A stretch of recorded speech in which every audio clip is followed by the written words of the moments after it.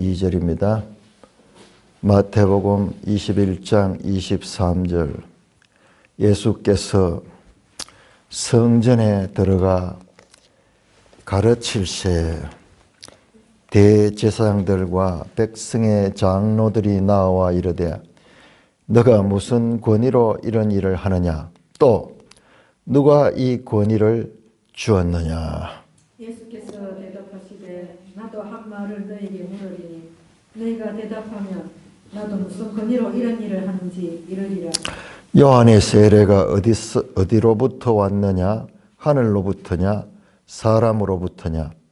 그들이 서로 의논하여 이르되 만일 하늘로부터라 하면 어찌하여 그를 믿지 아니하였느냐 할 것이요. 만일 사람으로부터라 하면 모든 사람이 요한을 선지자로 여기니 백성이 무섭다 하여 예수께 대답하여 이르되 우리가 알지 못하노라 하니 예수께서 이르시되 나도 무슨 권위로 이런 일을 하는지 너에게 이르지 아니하리라. 그러면 너희 생각에는 어떠하냐? 어떤 사람에게 두 아들이 있는데 맏아들에게 가서 이르되 예 오늘 고본에 가서 일하라 하니 대답하여 이르되 아버지 가겠나이다 하더니 가지 아니하고 둘째 아들에게 가서 또 그와 같이 말하니 대답하되 실소이다 하였다가 그 후에 뉘우치고 갔으니 그들 중의 누가 아버지의 뜻대로 하였느냐? 이르되 둘째 아들이니이다. 예수께서 그들에게 이르시되 내가 진실로 너에게 이르노니 세리들과 장녀들이 너희보다 먼저 하나님의 나라에 들어가리라. 요한이 의의도로 너희가 왔거늘 너희는 그를 믿지 아니하시되 세리와 장녀는 믿었으며 너희는 이것을 보고도 끝내 뉘우쳐 믿지 아니하였도다.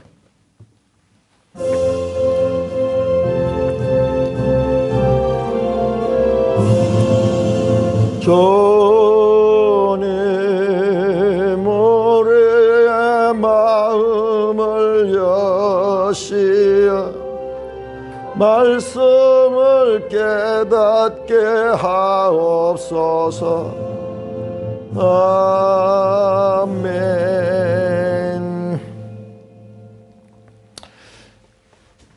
마태복음 21장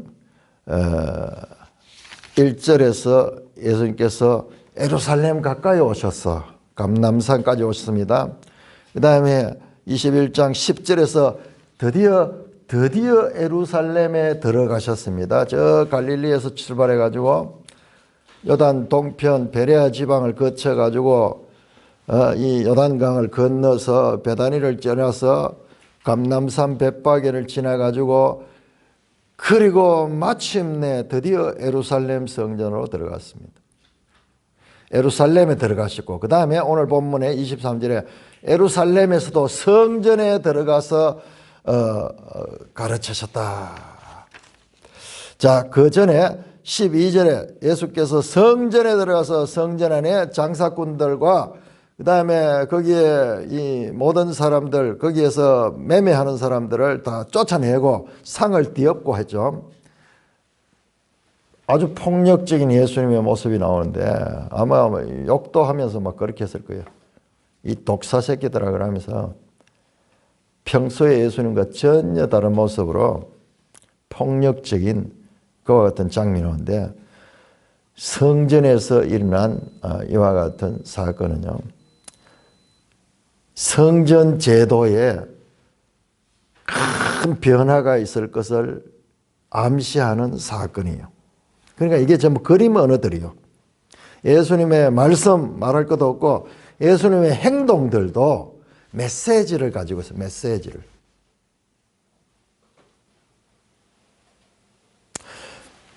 자, 유대교는 구약의 종교는 전부 성전 중심이야. 성전에 하나님이 계시고 거기에 제사를 지내고 그렇게 하는 성전 중심인데 그 성전에 그것을 허물어 버리고 그것을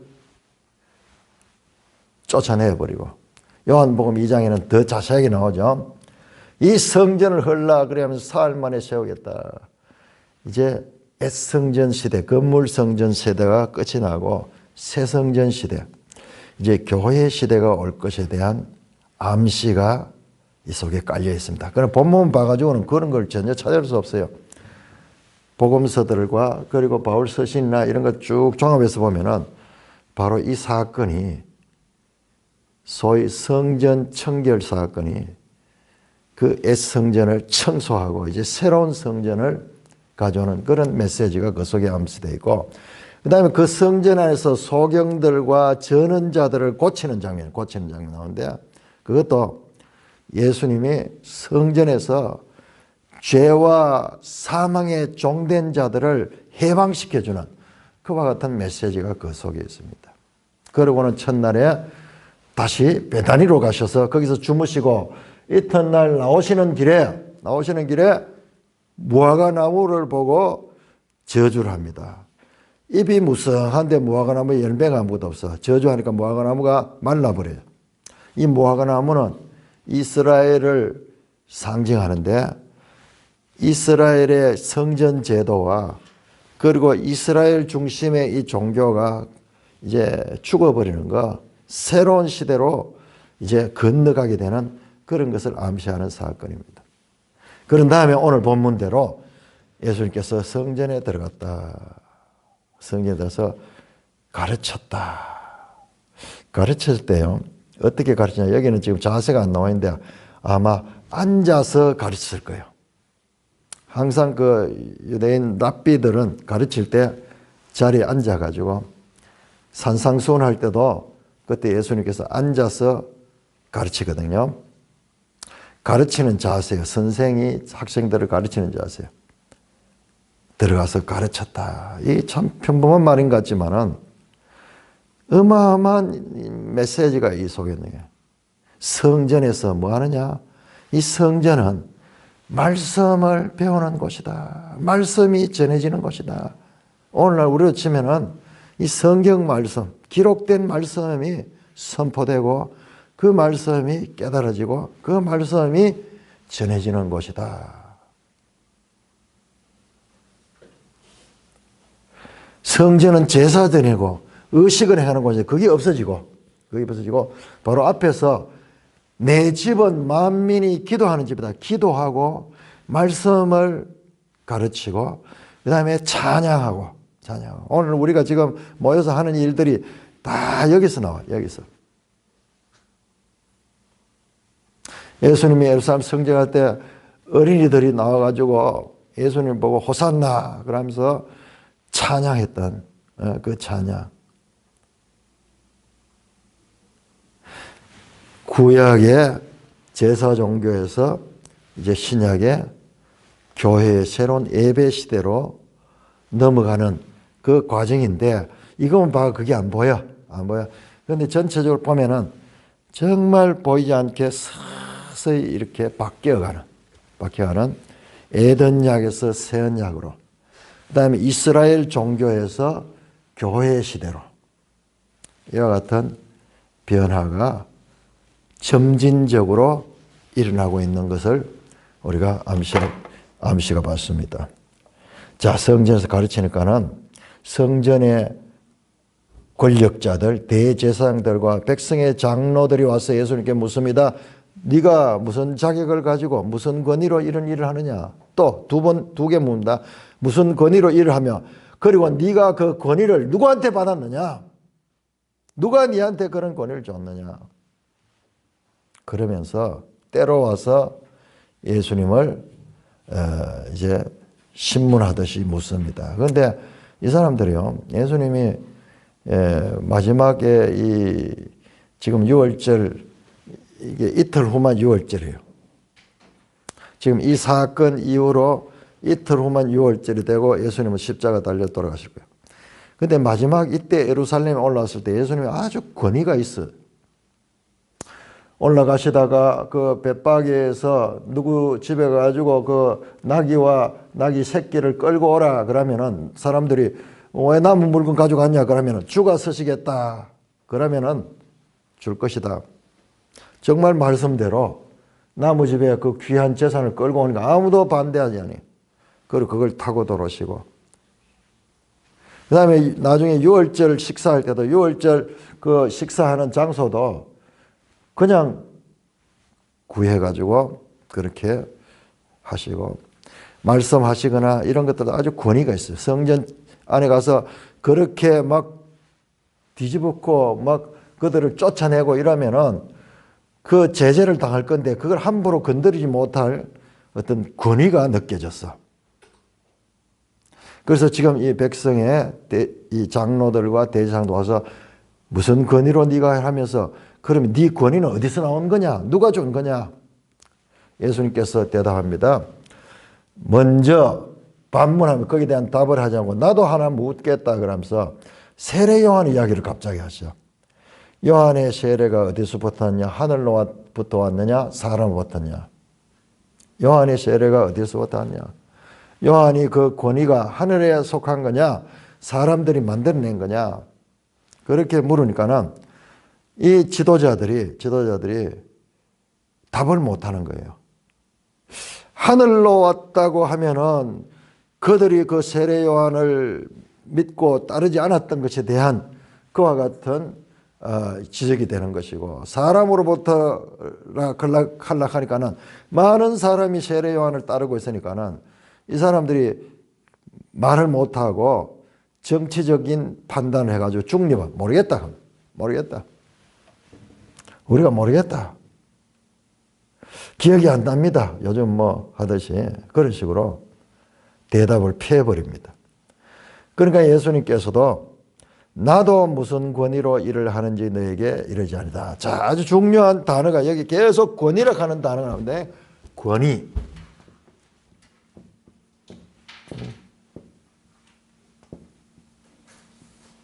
엑소시아 하는 게 엑소시아. 권세, 권위. 이 앞에서도 중요하게 다뤘던 말씀이죠. 예수님이 누구냐? 예수님은 어디로부터 오는 권세를 가지고 있느냐? 우리가 궁금한 것을 지금 이들이 대신 묻고 있고, 그리고 예수님은 이제 거기에 대한 말씀을 하는데 대답을 피하잖아요. 나도 너에게 말하지 않겠다. 내 권위가 어디서 왔는지 말하지 않겠다. 너희도 말 안 하면 나도 안 하겠다. 그러면서 연속해서 오늘 우리가 읽었던 두 아들의 비유가 나옵니다. 큰아들과 둘째 아들 비유 나오죠. 그 다음에 넘겨보세요. 그 다음에 연속해가지고 비유를 계속합니다. 또 다른 비유를 들으라. 33절. 그 다음에 여기에는 포도원의 농부들, 포도원의 소작농들, 주인이 맡긴 그 포도원의 농부들 비유를 하시고 또 연속합니다. 그 다음에 22장 1절. 예수께서 다시 비유로 대답할 때 비유가 3개가 연속으로 나와요. 두 아들 비유, 악한 농부 비유, 결혼잔치 비유인데, 요 비유의 내용이 뭐냐? 그럼 내용이 예수님의 권위가 어디서부터 왔는가를 암시하는 내용이에요. 이따가 한번 자세히 살펴보겠는데요. 그러자 그 다음에 종교 지도자들이 예수님께 3가지 질문을 합니다. 자, 22장 15절 보세요. 이에 바리새인들이 가서 어떻게 하면 예수를 말의 올무에 걸릴까 하고 상의하고 예수님께 질문합니다. 질문. 야, 당신은 정말 훌륭한 분인데 세금을 가이사한테 바치는 게 맞습니까? 그렇지 않습니까? 예수님을 함정에 빠뜨리려고 질문합니다. 첫 번째, 세금에 관한 질문. 그 다음에 두 번째, 자, 22장 23절부터 이번엔 사두개인이 나와요. 총집합, 백성의 장로, 대제사장, 바리새인, 사두개인. 자, 이번엔 사두개인들이 질문합니다. 22장 23절. 사두개인들이 예수께 와서 물어, 선생님이여, 모세가 사람이 죽으면은 그 다음에 그 형이 죽으면 동생이 그 형수를 대신 해서 자손을 갖게 하고, 그 둘째도 죽으면 셋째, 그러면서 결과적으로 부활이 있다 그러면, 이 사람들은, 사두개인들은 부활을 안 믿거든요. 부활이 있다 하면 그런 경우에 난처하게 될 텐데, 그건 그는 누구의 부인이 됩니까? 그러니까 예수님께서 너희가 성경도 모르고 하나님 능력도 모르고 너희가 오해하고 있구나 그러면서 부활의 세계는 이 세상과 다르다 그렇게 하면서 부활에 관한 질문에 대한 답변하고 그 다음에 세 번째 질문이 34절 예수께서 사두개인들 대답하시고 이번엔 바리새인들이 와가지고 한 율법사가 예수님을 시험하여 묻되 보세요. 35절 질문이 전부 다 예수님을 넘어뜨리려고 하는 그런 질문입니다. 35절 그 중에 한 율법사가 예수를 시험하여 묻되 선생님 율법 중에 어떻게 큽니까? 가장 큰 계명이 무엇이냐? 바로 하나님을 사랑하고 내 이웃을 네 몸같이 사랑하라. 예수님의 연속 세 가지 비유, 종교 지도들이 연속되는 세 가지 질문, 여기에 바리새인, 사두개인, 그 다음에 율법사, 그 다음에 여기에 등장하는 사람들이 전부 유대 지도자들, 총출동합니다.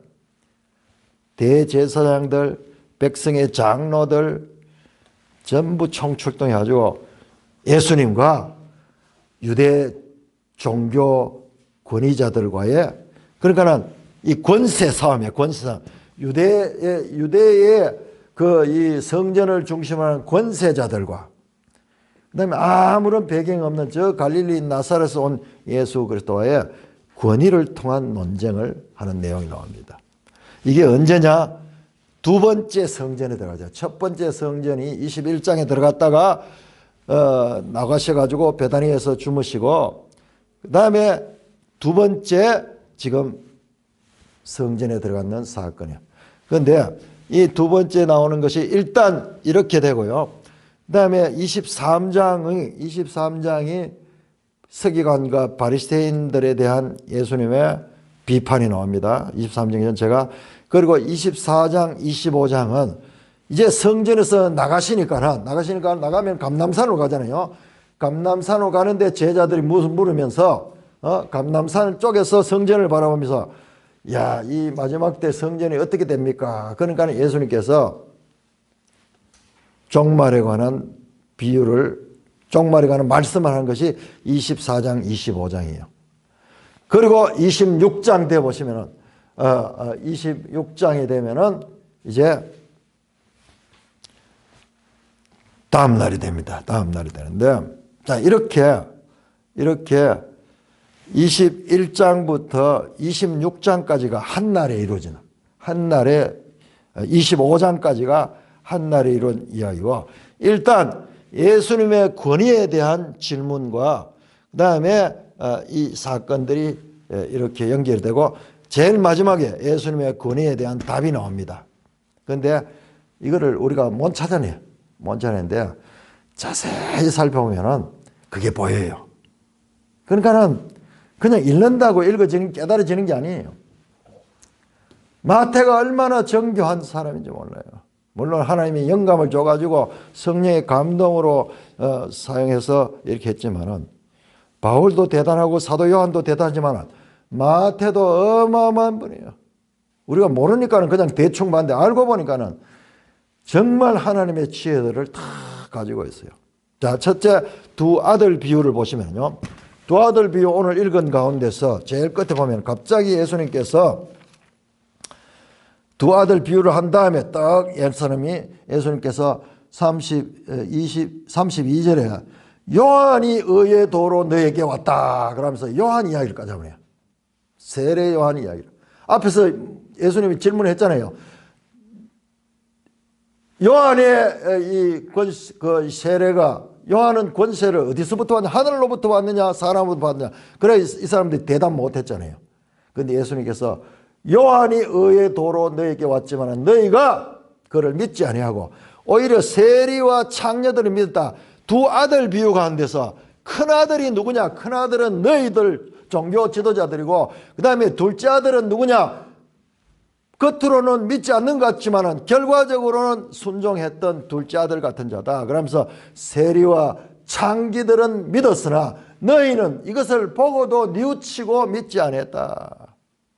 그러면서 이 두 아들 비유가 세례 요한과 연결시키면 세례 요한은 뭐냐 그러면 세례 요한의 역할은 예수님을 소개하는 거잖아요. 예수님을 소개하는. 메시아의 길을 닦는 자잖아요. 그러면 이 두 아들 비유를 통해서 예수님께서 말씀한 건 예수님 자신이 메시아라는 것을 암시하는 거예요. 이게. 그 다음에 악한 농부 비유, 나중에 이제 자세히 살펴보겠지만, 악한 농부 비유도 뭐냐, 이 세를 주고 간 집 주인의 아들을 나중에 이들이 죽여버려요. 그러니까 아들에 관한 이야기, 아들. 자, 혼인잔치 비유 나오는데 여기도 임금이 잔치를 베풀어. 임금이 베푸는데 누구를 위하여? 아들을 위하여 잔치를 베풀어. 아들. 메시아. 결국 예수님의 연속되는 세 비유는 예수님의 권위가 어디로부터 왔느냐? 예수님은 하나님께로부터 왔으며 또한 하나님의 아들이다. 거기에 대한 답이에요. 거기에 대한 답이 이렇게 나오는 거예요. 자, 이들은 다시 또 예수님을 질문해서 예수님을 넘어뜨려 하죠. 자, 그 세 개의 질문 나오고, 그러면 예수님의 권위에 대한 답변은 어디에 나오냐 한번 보세요. 답변은 우리 세부 내용 보는 것보다도 더 중요한 게 이 전체 구조를 보는 거예요. 그런데 이 구조를 보는 것은 우리 스스로는 이걸 발견할 수 없어요. 우리가 성경을 공부하는 건요, 그냥 우리가 하는 게 아니고 2000년 동안 믿음의 사람들이 이 말씀을 공부해왔던 것에서 우리가 계속 발전적인 것을 깨달아가지고 우리는 지금 어마어마한 우리 믿음의 선배들의 그 깨달음을 좋은 것은 바로 깨달은 것은 계속 이어지고요.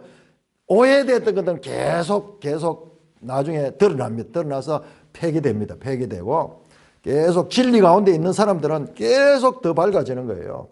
그런데 이걸 모르고 그냥 말씀은 대충 알고 뭐 의식이나 쫓고 행사나 쫓고 이런 사람은 평생 가도 이런 건 못 봐요. 자, 예수님의 권위가 어떻게 나오는가? 41장 한번 볼까요? 22장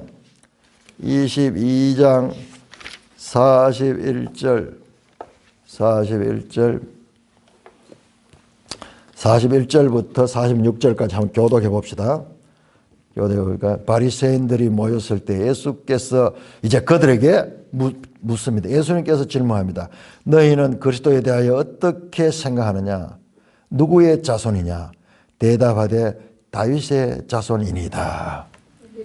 그러면 다윗이 성령에 감동되어 어찌 그리스도를 주라 칭하여 말하되 주께서 내 주께 이르시되 내가 내 원수를 네 발 아래 둘 때까지 내 우편에 앉아 있으라 하셨도다 하였느냐? 다윗이 그리스도를 주라 칭하였은즉 어찌 그의 자손이 되겠느냐 하시니 같이 한마디도 능히 대답하는 자가 없고 그날부터 감히 그에게 묻는 자도 없더라. 자, 이들이 알았거든요.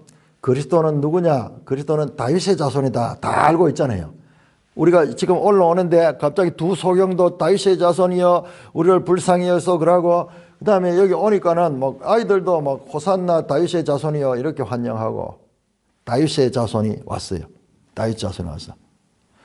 예수님 마지막으로 바리새인이 묻습니다. 그리스도가 누구냐? 그리스도가 누구냐? 누구의 자손이냐? 그렇게 묻네. 아예 대답할 때 누구의 자손이냐? 그러니까 답이 한결같이 다윗의 자손입니다.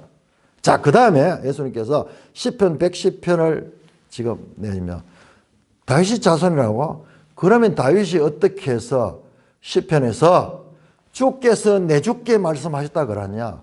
자기 자손한테 주님이라고 말씀했느냐? 정말 자손이 맞느냐? 자손이 맞다 하면 어떻게 다윗이 그 자손을 주께서 내 주께 말했다고 말했느냐? 다윗이 그리스도를 주라 칭했는데 어찌 그의 자손이 되겠느냐? 그러니까 아무도 말 못하는 거예요. 그 말은 뭐냐? 예수님은 다윗의 자손이지만요, 바로 하나님의 아들, 하나님의 아들, 바로 시편 110편에서 다윗이 말했던 주님께서 내 주께만, 성부 하나님과 성자 예수님에 관한 다윗의 시편의 말씀을 자신한테 적용해요. 그럼 뭐랍니까?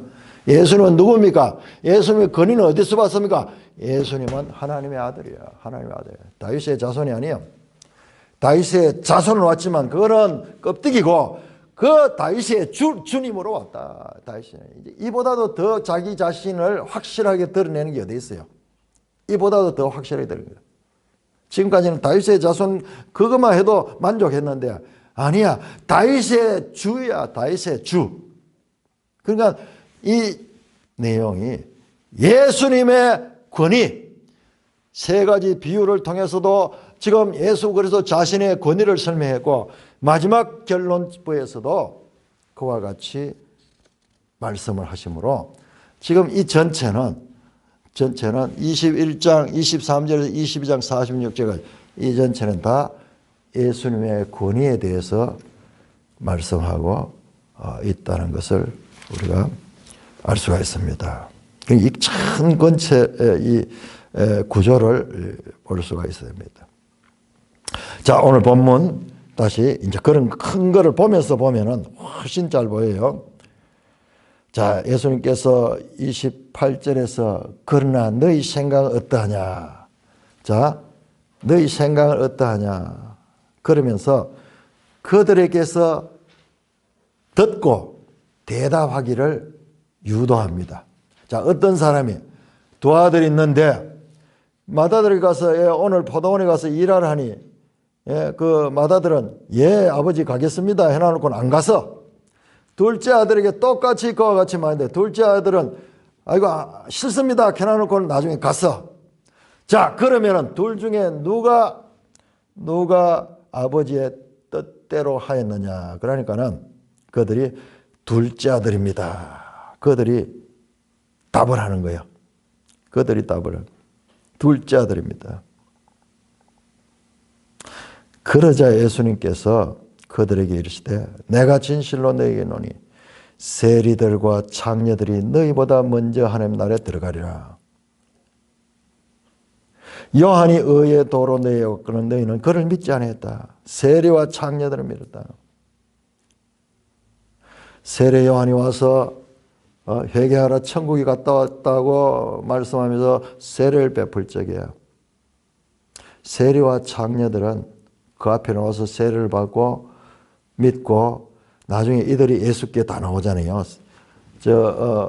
마태복음 9장에 보면은 그 세리 마태를 부를 때 그때 마태의 집에서 잔치할 적에 죄인들과 세리들과 죄인들이 무디기로 몰려와가지고 그들 함께 식탁을 베푸는 내용을 하죠.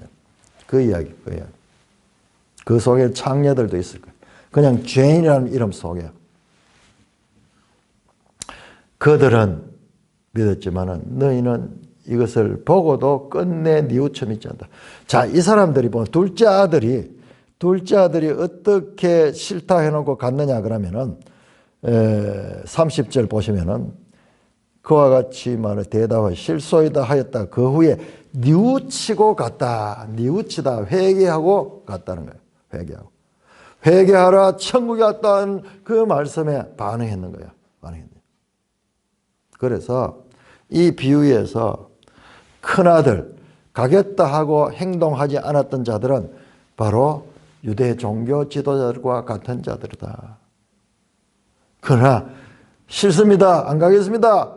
그렇게 해놓고도 뉘우치고 갔던 자들은 바로 둘째 아들과 같은 자다.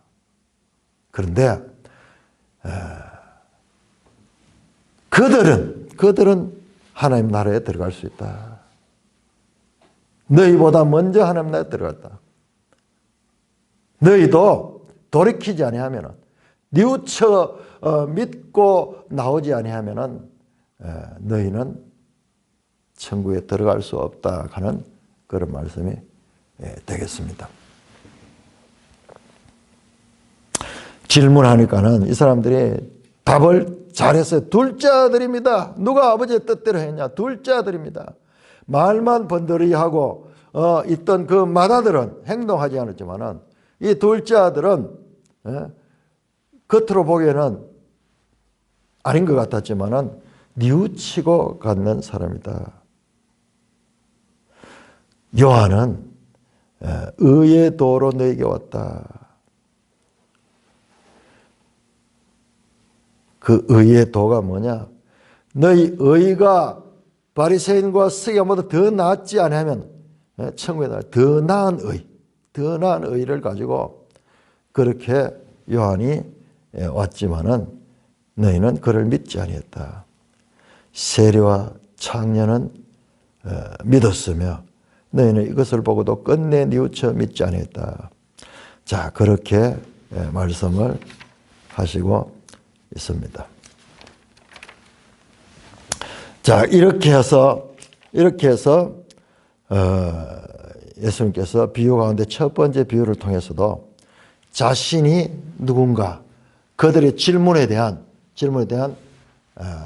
이게 암시적인 답변이요. 그러나 지금 아직까지 때가 이르지 않았기 때문에 자신을 완전히 드러내지는 않습니다.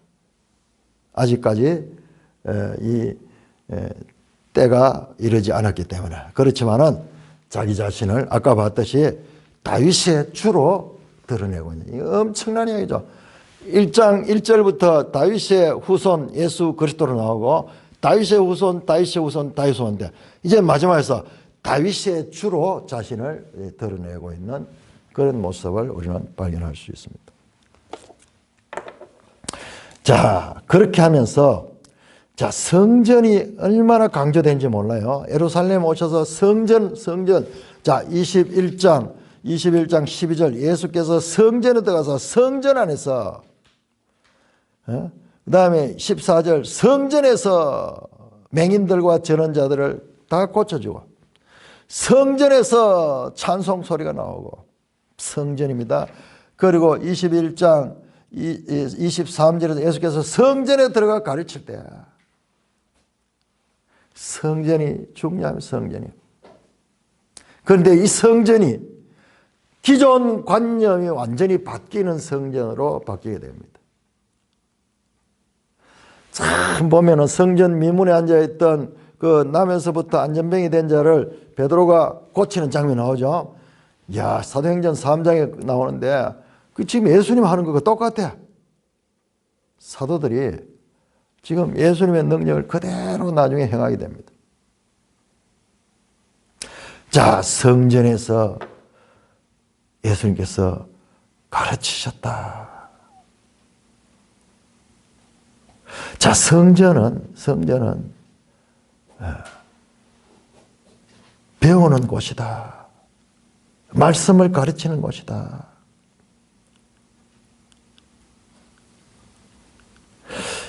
우리 시대로 이걸 환원하면은 성전은 뭐냐? 하나님의 말씀을 듣고 그 말씀을 공부하고 그 말씀을 배우는 것이다.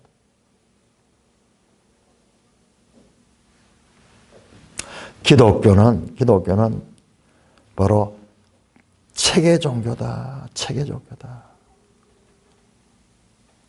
모든 것이 책이에요. 자, 이것이 자, 우리 느헤미야 8장 우리 한번 볼까요? 느헤미야 8장. 오늘 마태복음 본문은 그렇게 스케치를 하고 그다음에 이제 성전과 가르침이 자, 느헤미야 8장을 한번 볼까요? 느헤미야는 포로에서 돌아온 후에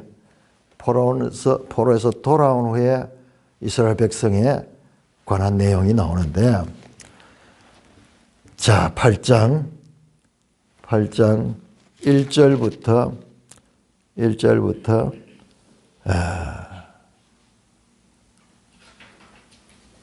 9절까지 교도가 있습니다.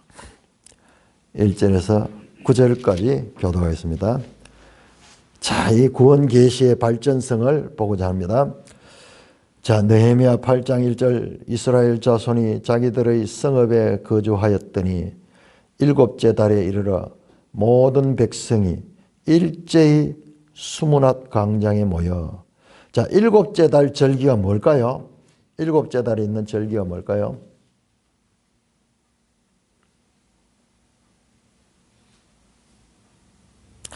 일곱째 달에 무슨 절기가 있습니까?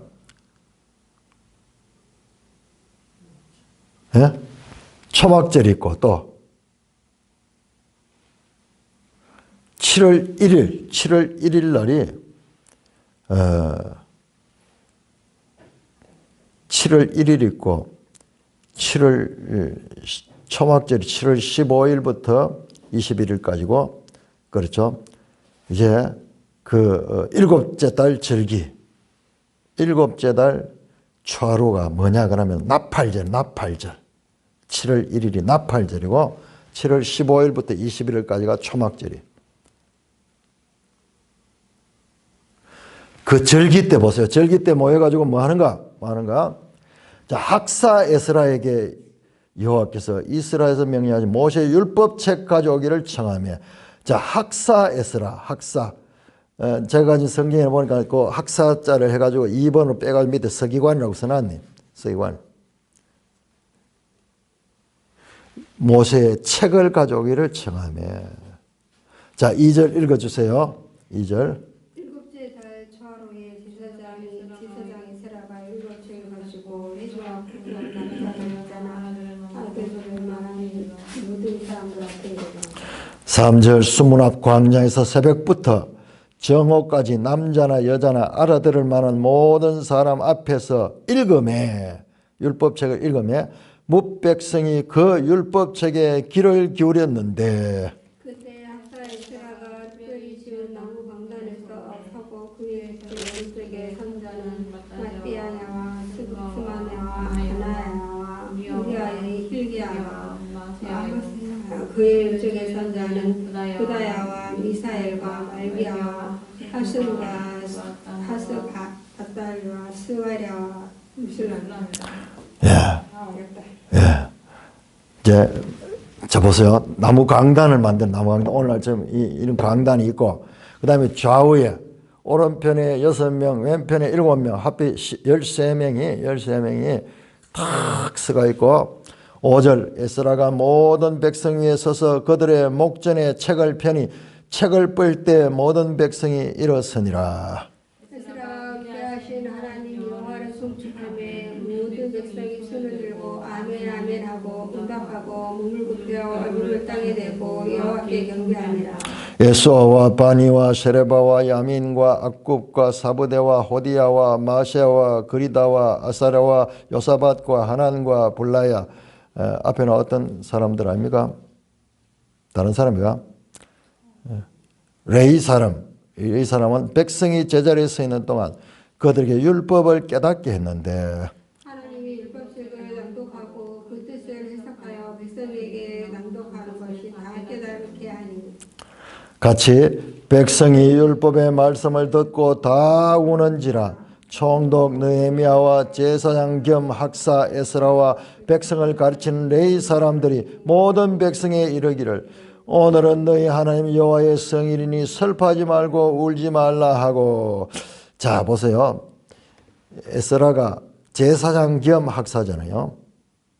그리고 레위 사람들하고 이거 뭐 하느냐?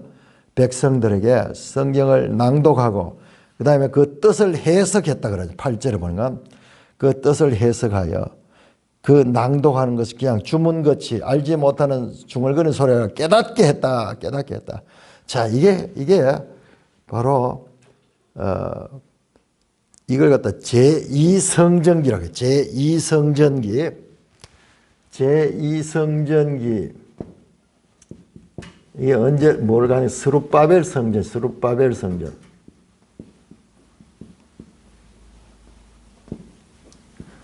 그래, 제1성전은 솔로몬 성전이고, 그게 무너지고, 이제 두 번째 성전, 스룹바벨 성전 만들 때, 이때부터 해서, 자, 제사장 겸 학사인 에스라가 와서 뭐 합니까? 제사 지냅니까?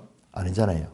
지금 나팔절인데, 제사 드린 게 아니고, 율법책을 읽고, 낭독하고, 옆에 서는 선생들이 같이 해서 백성들한테 가서 가르치고, 분반해가지고, 가르치고, 깨닫게 하고, 그렇게 성경 공부를 하는 내용이 지금 나오고 있습니다. 13절 보니까 그 이튿날, 그 다음날 또 새벽부터 낮 12시까지 모여가 했고, 그 이튿날 뭇백성이 종장들과 제사장들과 레위 사람들 율법의 말씀을 밝히 알고자 하여 학사 에스라에게 모여서 율법에 기록된 바를 본즉 더 알고 싶어서 밝히 깨닫고 싶어서 그러니까 우리 그 사도행전 10절에 나오는 베레아 사람들의 그 모델이요. 앞선 모델. 지도자들이 나와가지고 더 밝히 이 말씀을 깨닫고자 나와서 그 말씀을 가르치고 그 말씀 앞에서 회개하고 그 말씀 앞에서 이제 변화받는 내용이 나옵니다. 이때 제사 지냈다는 이야기도 없고 레위 사람도 나오죠. 레위 사람도 무슨 제사 이야기 하나도 없어. 전부 율법을 가르치는. 그러니까는 하나님의 구원 계시의 역사에서 제사 중심 종교에서 이제 말씀 중심으로 바뀌는 것이 제2성전이고 예수님이 오늘 와가지고 성전에 와서 백성을 가르치는 그 내용은 이제 완전히 이런 과정을 거쳐서 새 언약 시대, 교회 시대, 말씀을 가르치는 시대, 말씀이 깨달아지는 시대, 그와 같은 시대로 지금 바뀌고 있음을 우리에게 보여주고 있습니다. 이것도 보세요. 그냥 예수님 갑자기 했는 게 아니고 제2성전기에 이미 나와서 이때 회당도 만들어지고 그렇게 되면서 이제 예수님께서 성전에 들어가서 성전 제도로 이제 완전히 바뀌는, 그리고 성전에서 가르치는 그 장면 자체가 완전히 새로운 시대를 그림으로 보여주는 장면이다. 그래서 웨슬리라는 그런 그 감리교를 창시했던 분이죠. 웨슬리, 영국의 웨슬리가. 그러니 기독교는 뭐냐? 한 책의 종교다.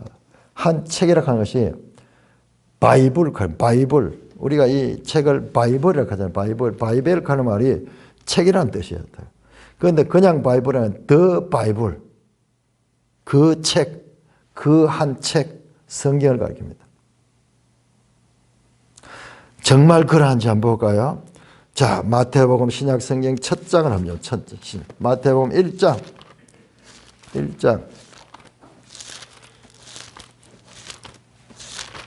마태복음 1장 1절.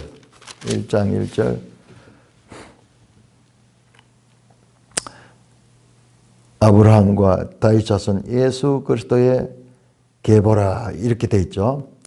우리 번역에는 좀 부족해요. 부족합니다. 1장 1절 가운데 The Biblus라고 되어 있어요. 아브라함과 다윗 자손 예수 그리스도의 계보를 적은 책이다 하는 말로 책이라고 The Biblus라고. 여기 바이블이에요. 바이블. 이게 원래 책이라는 뜻이에요. 우리 번역에서 그걸 빼버려 그냥 계보라고 하네요. 계보가 적힌 책.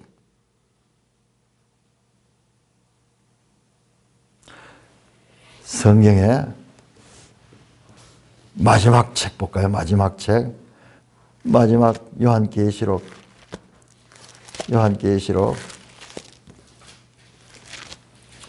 22장. 요한계시록 22장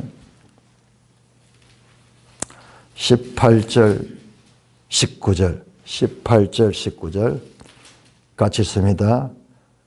시작. 내가 이 두루마리의 예언의 말씀을 듣는 모든 사람에게 증언하니 만일 누구든지 이것들 외에 더하면 하나님이 이 두루마리에 기록된 재앙들을 그에게 더하실 것이요 만일 누구든지 이 두루마리의 예언의 말씀에서 제하여 버리면 하나님이 이 두루마리에 기록된 생명나무와 거룩한 성의 참여함을 제하여 버리라. 두루마리가 네 번이 나오네. 두루마리. 이게 바로 비블로스예요. 비블로스.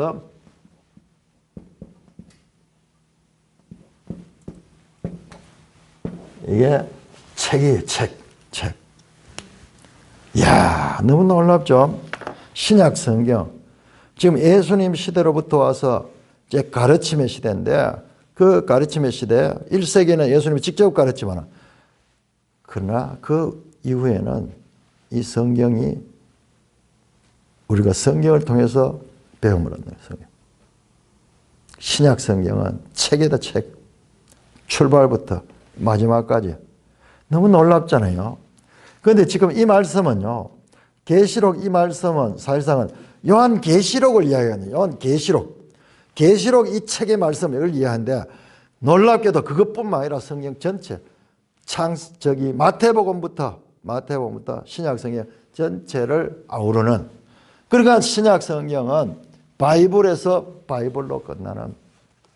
그래서 교회가 하나님의 말씀 앞에 나와서 이렇게 우리처럼 날마다 모이면은 찬송하고 말씀을 공부하고, 그것도 딴 이야기를 하는 것이 아니라 본문 자체, 성경 그 자체를 바르게 알아가도록 하는 것은, 이것은 교회가 예수님께서 시작하신 그 교회가 제대로 해야 되는 일들이다.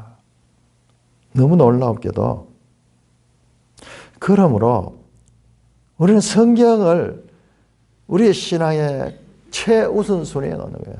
지금 예수님이 계실 때 예수님이 최우선이지만 지금 예수님이 떠나가시고 우리에게는 성경이 주어졌어. 말씀이, 기록된 말씀이 예수님의 역할을 하는 거예요. 그래서 이 책이 가는 곳마다, 이 책이 깨달아지고 이 책의 말씀을 순종하는 때마다 복을 받는 거예요. 복을 받는 거예요. 그런데 어떻게 합니까? 사탄은 어떻게 하면 이 책을 불태우고 이 책을 가진 자를 못 살게 하고 이 책을 없애는 역사가요. 교회 역사도 자세히 보시면 그래요. 그런 역사를 가진 나라들은 망하고 그 나라들은 전부 이 마귀가 지배하는 나라예요. 우리 한반도보다도 이런 모습을 제대로 보여준 땅이 세상에 어디 있겠어요. 이 나라 자체가 반텀남북으로 가려져 있는데 북쪽에는 철저하게 이 책을 없애버렸고 남쪽에는 그 북쪽에 있는 성도들까지 내려와가지고 여기에 불이 더 붙었어. 동네마다 곳곳마다 그 가난한 시절에도 어째 마을마다 예배당이 다 있었던가. 예배당이 있었던가. 우리는 그 같은 꿈 같은 시대를 지나왔는데 그걸 우리는 못 느꼈어. 그냥 그런 모양이다 이렇게 하는데 세계 인류 역사에서 전무후무한 일이 이 남한 땅에 일어나는, 우리는 그 시대를 살고 우리는 그 연장선상에서 이 교회 안에 있는 거예요. 어마어마하니. 어디든지 이 책이 가는 곳에, 이 책이 깨달아지는 곳에 삶이 변화되고 인권이 살아나고 자유가 신장이 되고 이 책이 가는 곳에 문명과 문화가 발전하게 되고 이 책이 영우에 되죠. 미국이라는 나라는 참으로 신비한 나라였거든요. 그런데 그 미국이라는 나라가 점점 어두워지고 있어요. 점점 어두워지고 있어요. 수많은 이민자들이 오고 온갖 종교들이 다 와가지고 그렇게 오면서 오히려 이 청교도 정신은 점점 사라지고, 참 우리 그 미국 대통령한테 존 F 케네디 대통령 있죠. 60년대 아닙니까? 그 젊은 대통령이 왔는데 우리는 그 케네디가 너무 훌륭한 사람으로 그 암살까지 당했으니까 더 그렇게 생각하는데, 케네디가요 미국 역대 이 대통령들 가운데 두 번째인가 그렇게 천주교인이에요. 천주교인. 아일랜드에서 온 천주교인이에요. 와서 얼마나 악한 짓을 했는지 압니까? 자유를 이야기를 하면서 그 세우는 미국의 전통 가운데 미국의 교과서 같은 데 뒤에 보면 주기도문하고 사도신경 같은 게 이게 다 넣어놨었는데 그걸 다 없앴어요. 다 없애고. 우리 사람이 보는 눈하고 달라요. 그런데 그 가문이 받은 저주를 보면요 너무 끔찍해요. 깜짝 놀라서 어디 방송에서 그걸 한번 다뤘더라고요.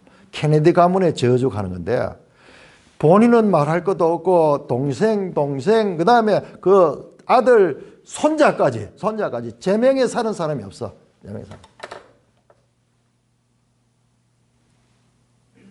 이 말씀을 이 종교, 이게 우리 기독교예요. 근데 이게 없으면은 자꾸 무슨 장식하고 절기 만들고 의식하고 그렇게 하면서 그것이 하나님이 섬기는 것이 아니라 오히려 그것이 바로 예수님께서 개혁하신 모든 것을 다시 물거품으로 만들고 옛날 종교로 돌아가는 것이라 하는 것을 모르고 그와 같은 일들을 하고 있는 것입니다. 우리 산돌교회를 비롯해서 우리 이 교회가 작은 교회지만 이 교회가 있는 이상요 계속 이면에 있어서 할 때 우리와 우리 후손들에게도 복이 되는 그와 같은 교회로 든든히 세워야 될 것이 우리에게 주어진 사명인 것을 다시 한 번 더 다짐하게 됩니다. 신기하네.